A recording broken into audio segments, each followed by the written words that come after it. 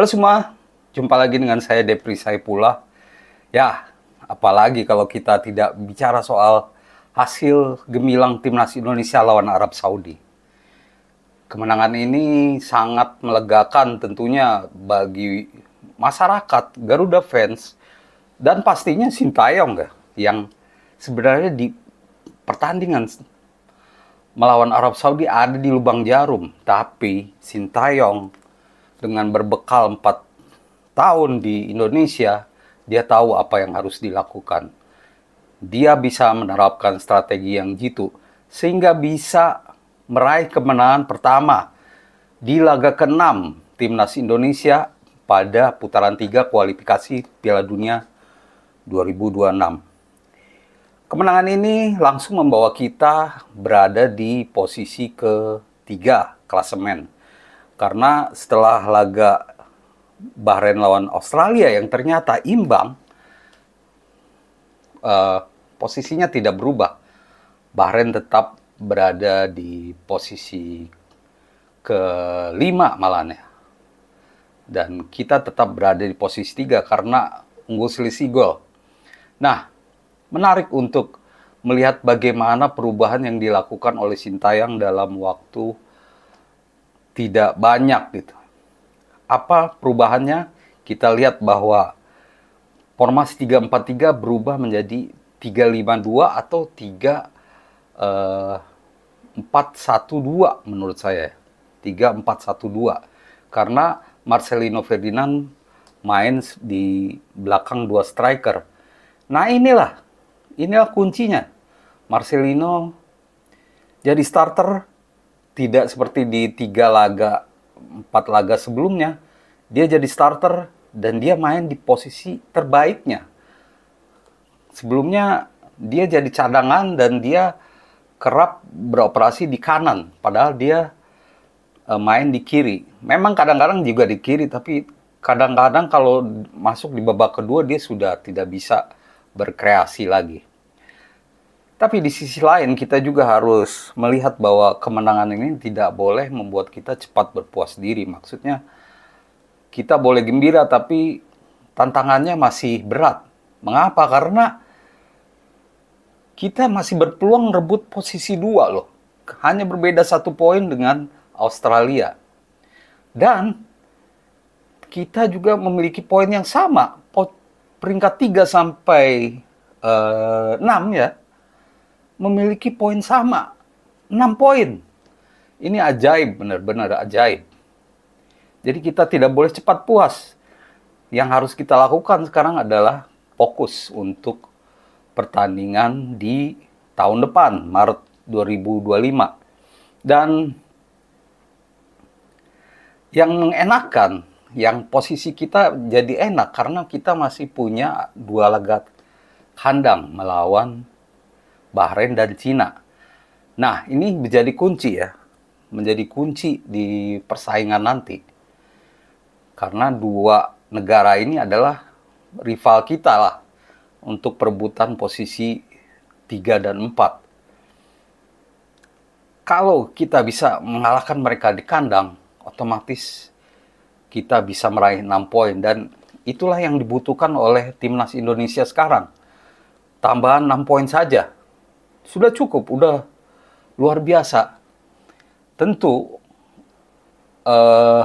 ini harus dilakukan dengan sempurna. Maksudnya tidak boleh kita melakukan blunder lagi, utamanya timnas Sintayong ya.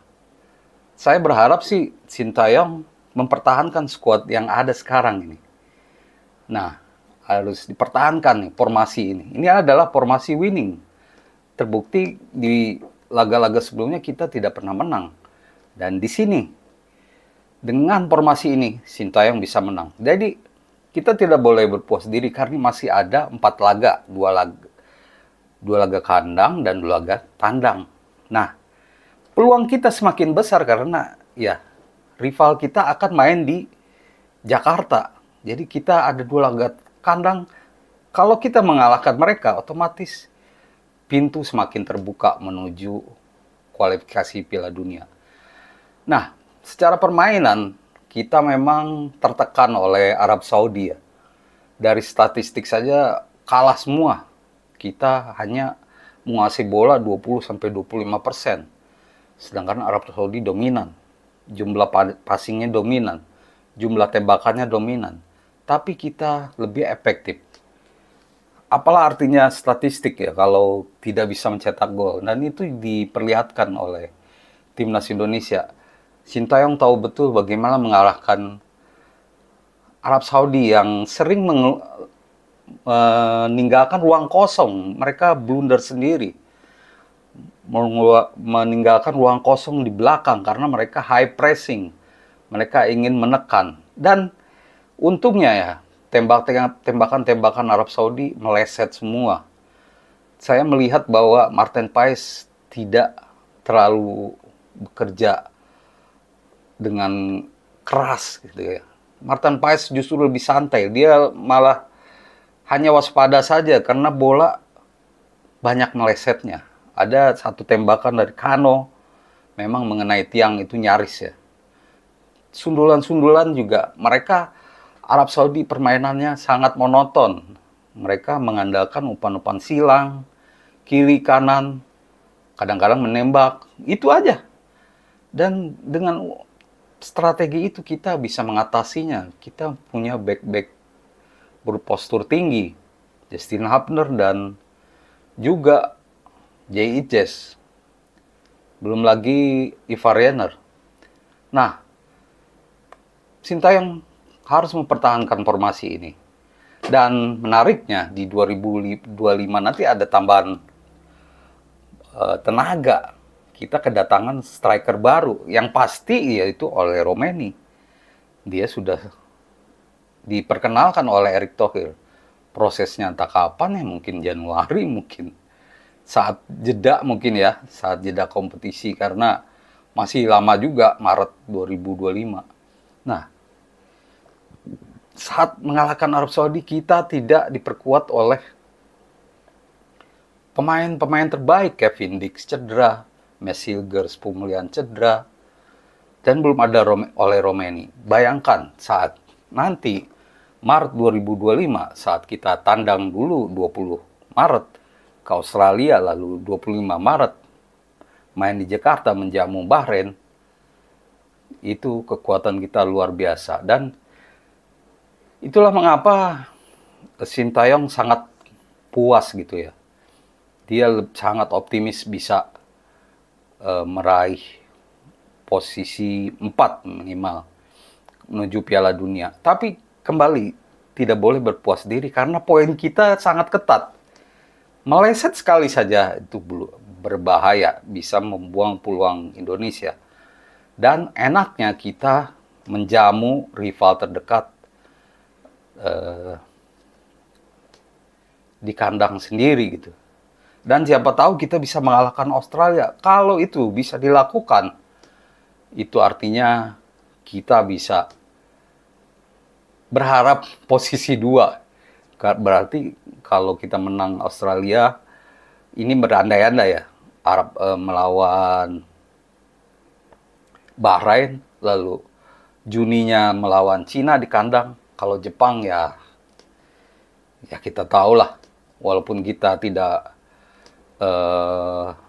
pesimis, tapi ya imbang saja udah hebat itu. Dan itu di laga terakhir. Nah, skenario-skenario yang ada semuanya tergantung dari pemain, dan saya puas karena pemain benar-benar all out. Saat pemain timnas all out, hasilnya seperti itu. Saat pemain timnas diremehkan mungkin ya, sudah ada nada-nada meremehkan, sudah ada nada-nada meragukan, akhirnya kekuatan terbaiknya keluar. Semoga dengan kemenangan lawan Arab Saudi itu tidak hilang, malah menjadi-jadi untuk laga di 2025 nanti.